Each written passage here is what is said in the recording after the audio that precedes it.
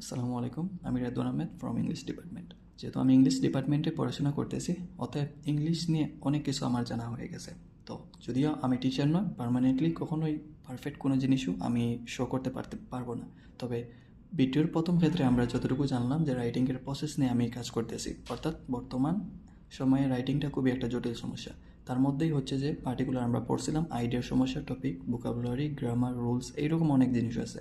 তবে সেই পারিপার্শ্বিক অর্থে যেহেতু আমি অনেক কিছু আমার নলেজ হয়ে গেছে, তো সেই ক্ষেত্রে আমি আমার নলেজটা শেয়ার করি। আপনারা জাস্ট প্র্যাকটিক্যাল অ্যাপ্রোচ হিসেবে জিনিসটা নেন অ্যান্ড অ্যাপ্লাই করেন। যদি সম্ভব হয় দেন এটা নিয়ে কাজ করেন, ঠিক আছে? আগে বুঝেন, কাজ করেন, ফলাফল আসলে দেন এটাকে নিয়ে সময় দেবেন।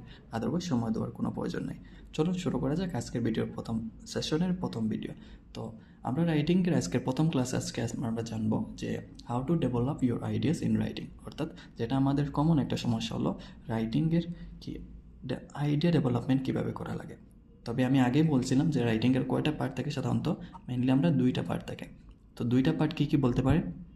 ইয়েস, আপনারা দেখেই বুঝে ফেলছেন যে একটা হলো মেইন আইডিয়া আর একটা হলো কি এক্সপ্লেনিং আইডিয়া।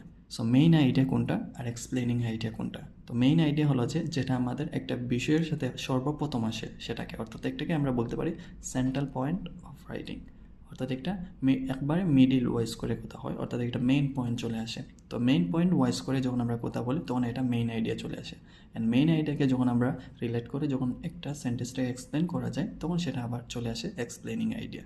তো এক্সপ্লেনিং আইডিয়া মানে হচ্ছে যে ওই মেইন আইডিয়াকে আমরা কী করে সাপোর্ট করাই সাধারণত।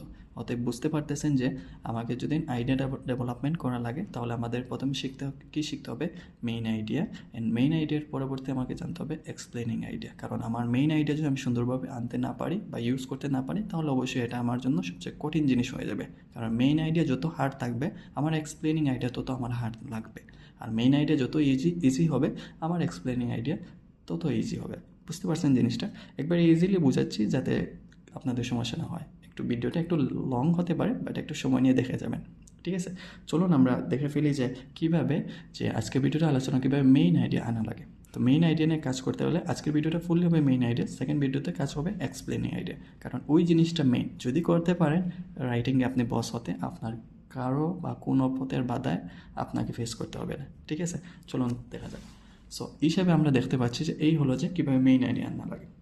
সো জিনিসটা একটু কৌতূহলী হলেও বা একটু হলেও আনকমন হলেও আপনাকে শিখতে হবে। যদি পসিবল হয় আপনি পরবর্তীতে মানে একটা প্র্যাকটিক্যাল ইউজটা দেখতে পারেন। কীভাবে? প্রশ্ন করেন আমাকে। ইয়েস। সো আমরা how to think about the main ideas, অর্থাৎ কীভাবে চিন্তা করবো মেইন আইডিয়া। আগে আমাকে বলেন, আপনি যদি আইএলটিএস এর স্টুডেন্ট যখন হয়ে থাকেন তখন আপনাকে অলরেডি একটা কোয়েশ্চেন দিয়ে দিছে। ওই কোয়েশ্চেন ওয়াইজ করে আপনাকে কী করতে হবে? মেইন আইডিয়া আনা লাগবে। বুঝতে পারছেন? ইয়েস, বুঝতে পারছেন। সো প্রথমে আমাকে কী করতে হবে? Read the topic carefully. অর্থাৎ আমাকে যে কোয়েশ্চেন দেওয়া হলো, আমাদেরকে যখন আইএলটিএসে একটা কোয়েশ্চেন যখন দেওয়া হলো ওই কোয়েশ্চেনটাকে আমাকে ভালোভাবে পড়তে হবে যে এখানে টপিকটা কী, টপিকটা ফাইন্ড আউট করতে হবে। আর ওই টপিকটার পরে আমাকে যে স্পেসিফিকভাবে কিছু জিনিসের উপর আমাকে ফোকাস দিতে হবে যাতে আমার মেইন আইডিয়া চলে আসে। ওই টপিক কোনগুলা, স্পেসিফিক টপিক কোনগুলা, মানে ওই যে focus on the specific topic 2 or 4 areas. মানে আমাকে কিছু স্পেসিফিক এরিয়া আছে, ওই এরিয়ার মধ্যে আমাকে ফোকাস দিলে আমি ওই টপিক থেকে আমি আইডিয়া পেয়ে যাব। তবে অবশ্যই আমাকে টপিক সিলেকশন করা লাগবে। তো তারপরে আমি কিন্তু এক্সাম্পল দেবো কীভাবে টপিক সিলেকশন করব, কীভাবে টপিকটা কিন্তু ওরা দিয়ে দেবে। অ্যান্ড ওই যে আইডিয়ার যে স্পেসিফিক এরিয়া আছে ওই এরিয়ার সিলেকশনটা কোন কোন হওয়া উচিত সেটা আমরা দেখব। তো এই হলো যে আমাদের ইম্পর্টেন্ট 3টে এরিয়া। এই 3টে এরিয়ার দিকে আপনি ফ্যামিলিয়ার আছেন বা আপনি কখনো চিন্তা করছেন এরকম? মানে আমি বোঝাতে যাচ্ছি, প্রথম এরিয়া হলো যে শিক্ষা, যেটাকে আমরা এডুকেশন বলতে পারি। সো এডুকেশনের ক্ষেত্রে সাধারণত এটা হতে পারে শিক্ষা রিলেট করে, অর্থাৎ যেই কোয়েশ্চেন দেখ না কেন এই যে শিক্ষার ক্ষেত্রে আমাদের যে লার্নিং এরিয়া আছে ওই লার্নিং এরিয়ার মধ্যে আমরা কী শিখতে পারি, স্কিলের এরিয়ার মধ্যে কী শিখতে পারি সেটা যদি আমরা বুঝতে পারি তাহলে ওই টপিক থেকে আমাদের একটা আইডিয়া আসতে পারে। সামহাও জাস্ট একটা বিষয় আমি দিলাম যে আমার টপিকটা ধরুন যে আমাদের সিটি লাইফ। টপিকটা হলো আমাদের সিটি লাইফ, যা সিটি লাইফের অ্যাডভান্টেজ নিয়ে আমরা একটা বডি ওয়ানে লিখবো। তাহলে আমরা স্পেসিফিকভাবে প্রথম প্রশ্ন হলো ওই এডুকেশনের ক্ষেত্রে আমরা ফোকাস দেবো। এই সিটি লাইফকে প্রশ্ন করেন, আচ্ছা সিটি লাইফের অ্যাডভান্টেজের মধ্যে শিক্ষার ক্ষেত্রে কী বেনিফিট আসতে পারে? তখন কি আপনার কোনো ওয়ে আসছে, মানে কোনো একটা আইডিয়া মাথাতে আসছে? আমি আবার পড়ি, আই রিপিট, যে সিটি লাইফ যখন আমাকে একটা কোয়েশ্চেন দিল তার মেইন এক্সামে সিটি লাইফ এর গুরুত্ব নিয়ে অথবা তার অ্যাডভান্টেজ নিয়ে লিখতে, কারণ সিটি লাইফ নিয়ে তার অ্যাডভান্টেজের প্রথম অ্যাডভান্টেজ আপনি চিন্তা করবেন এডুকেশন নিয়ে, মানে সিটি লাইফকে প্রশ্ন করেন, আচ্ছা সিটি লাইফ তুমি এডুকেশনের ক্ষেত্রে কোনো বেনিফিট দিচ্ছ? সে বলতেছে হ্যাঁ আমার কাছে একটা বেনিফিট আছে। তখন বলেন এডুকেশনের ক্ষেত্রে কী বেনিফিট? তখন আপনি বলতেছেন হ্যাঁ সিটির ক্ষেত্রে আমরা পড়াশোনাটা ভালোভাবে করতে পারি, মানে এখানে ক্ষেত্রেতে আমরা কি করতে পারি, এডুকেশনের ক্ষেত্রে আমি অনেক অপরচুনিটি পাই। তো কী অপরচুনিটি এডুকেশনের ক্ষেত্রে? তখন আপনি কিছু মেইন আইডিয়ার ক্ষেত্রে বলতে পারছেন যে আমি স্টাডিটা করতে পারতেছি, ভালো ভালো টপ র্যাঙ্ক ইউনিভার্সিটির ক্ষেত্রে আমি স্টাডিটা করতে পারছি। তখন কিন্তু একটা ওই সিটি লাইফের ক্ষেত্রে আমাদের একটা আইডিয়া চলে আসে স্টাডি ওয়াইজ করে যে টপ র্যাঙ্ক ইউনিভার্সিটি, মানে একটা টপের ক্ষেত্রে আমরা পড়তে পারি, টপ মানে ভালো ইউনিভার্সিটির ক্ষেত্রে পড়তে পারি। তখন এটা কিন্তু এডুকেশন আইডিয়া, কারণ ওই মেইন আইডিয়ার মধ্যে ওই টপ র্যাঙ্কের মধ্যে পরবর্তীতে আমাদের এক্সপ্লেনিং আসবে। কারণ এক্সপ্লেন তো আমি বলতে চাচ্ছি না, আমি জাস্ট টপ মেইন আইডিয়াটা বোঝাতে চাচ্ছি। ওকে, আমি বুঝলাম যে এখানের মধ্যে টপ র্যাঙ্ক আইডিয়া আমি আনতে পারলাম, যে এডুকেশন ওয়াইজ করে ওরা আমাকে ইউনিভার্সিটি বা পড়ালেখাকে গুরুত্ব দিচ্ছে, কারণ এডুকেশন ছাড়া তো এই জিনিসগুলো আসবে না। ঠিক আছে, এখন আরেকটা কথা হলো এডুকেশন যেটা হলো লার্নিং, তো এই লার্নিংয়ের আবার দুইটা দিক আছে, বুঝতে পারছেন? ইংলিশটা ডিটেলস পড়তে গেলে অনেক কিছু শেখা যায়। কীভাবে? এডুকেশন আবার দুইটা দিক আছে, একটা থিওরিটিক্যাল আর একটা হলো প্র্যাকটিক্যাল। তো থিওরি হচ্ছে ওই যে স্টাডিগুলো ইউনিভার্সিটির পড়া, এটা থিওরিটিক্যাল হয়। আর প্র্যাকটিক্যাল মানে কি, যখন আমি সিটি লাইফে যাব তখন কিন্তু আরেকটা চলে আসে, ওই যে আমি জব করব, এই জিনিসগুলো করব, বা একটা কাজ শিখবো টেকনোলজি রিলেট করে, ডেভেলপমেন্টের ক্ষেত্রে স্কিল ওয়াইজ করে আমি একটা কাজ শিখবো, কুকিং শিখবো, সেটা কিন্তু আরেকটা হলে যায়। কারণ সেখানে অনেক অপরচুনিটি থাকে, অনেক ভালো ভালো ট্রেনার হল থাকে। তো সেটা আমি এডুকেশন আইডিয়া করলে আমি 2-3টে আইডিয়া কিন্তু পাচ্ছি, থিওরি ওয়াইজ করে, প্র্যাকটিক্যাল ওয়াইজ করে। বুঝতে পারছেন কীভাবে ইন্টারেস্টিং? চলো আরেকটা দিয়ে বোঝানো যাক। একটা হলো হেলথ। সো এইখানে হেলথ বলতে কি, সো হেলথের দুইটা ডিপার্টমেন্ট, যেমন তো এডুকেশনের দুইটা ডিপার্টমেন্ট, হেলথের দুইটা, একটা হলো মেন্টাল হেলথ, একটা হলো ফিজিক্যাল হেলথ। আচ্ছা আপনাকে যদি আমি প্রশ্ন করি, সব কিছু কি একটা যে সবসময় যে হেলথটাকে আমরা কি ফিজিক্যাল ক্ষেত্রে রিয়েলাইজ করি? কখনো তো মেন্টাল ক্ষেত্রেও তো একটা সাপোর্টিভ পয়েন্ট চলে আসে।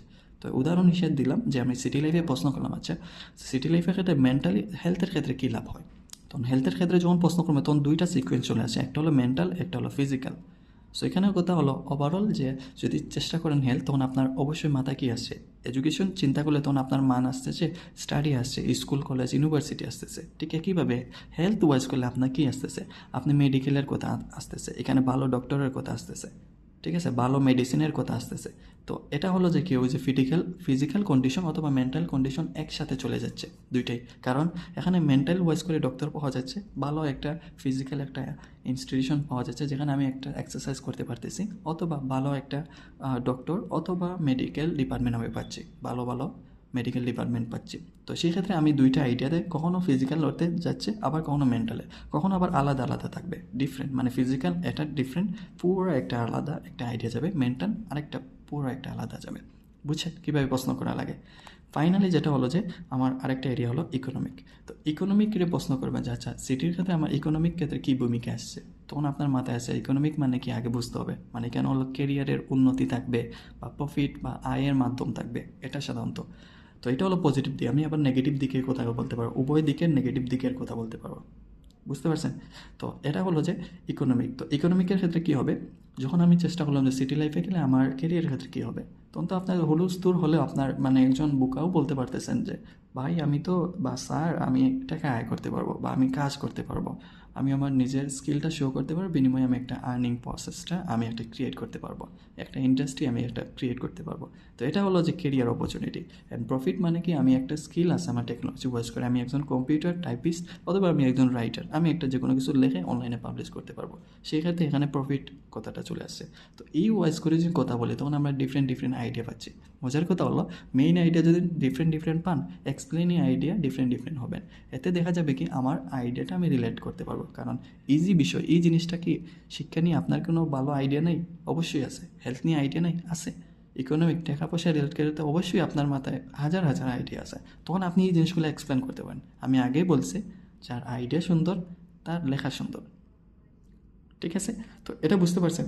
তো জাস্ট আরেকটা জিনিস মনে রাখবেন যে focus on the positive and negative areas. মানে আমার ওই আইডিয়ার মধ্যে পজিটিভ এরিয়াও আছে, আবার নেগেটিভ এরিয়া আছে। মানে এডুকেশনের ভালো দিক আছে আর খারাপ দিক আছে। যেমন ধরেন ইন্টারনেটের যদি বলা হয় এডুকেশনের অর্থে ভালো দিক কী, মানে আমরা অনলাইন দিয়ে পড়াশোনা করতে পারি। আবার পড়াশোনার আবার নেগেটিভ দিক কী, মানে এখানে আমার পড়াশোনা নষ্ট করে দেয়, কারণ আমি এডিক্টেড হয়ে যাই যে কোনো খেলার ক্ষেত্রে অন্য কনসেপ্টের ক্ষেত্রে, এটা আমার নেগেটিভ হয়ে যায়। এজন্য পজিটিভ অ্যান্ড নেগেটিভটা খেয়াল করবেন, মানে কোনটা গুড আর কোনটা ব্যাড এরিয়া। তো ব্যাড এরিয়া সাধারণত থিঙ্ক করা লাগবে যে ভার্বটা অবজেক্টটা, মানে একটা হলো শিক্ষা মানে স্টাডি আমরা অনলাইন থেকে পড়া যায়, আবার কথা হলো যে আমরা যদি পড়াশোনার জন্য যে আমরা অনলাইনে ইউজ করতে শুরু করি তখন দেখা যায় যে আমরা চ্যাটিংয়ে চলে যাই, ফেসবুকে ইউজ করতে চলে যাই, তো এটা হলো যে আমাদের নেগেটিভ অবজেক্ট, বুঝছেন?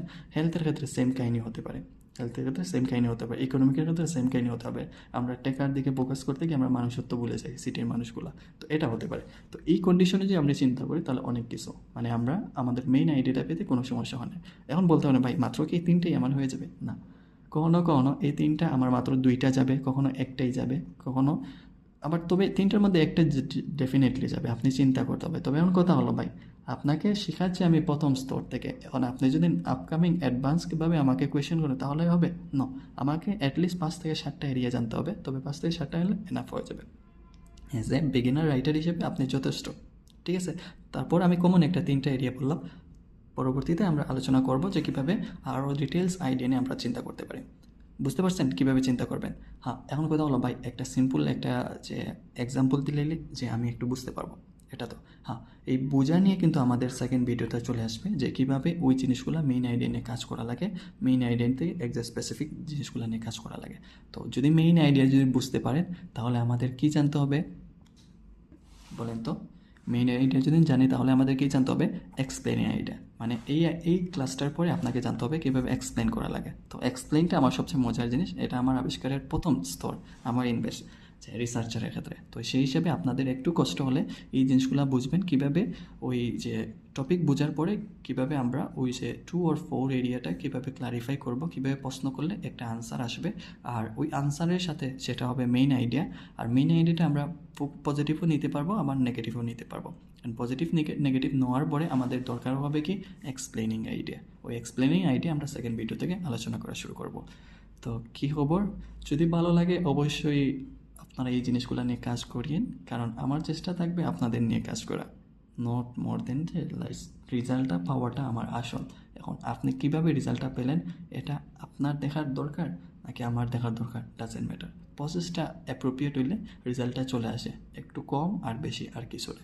সেই পর্যন্ত ভালো থাকেন আর এই প্রসেসটা নিয়ে কাজ করেন, ঠিক আছে? ভালো থাকেন, আসসালামু আলাইকুম।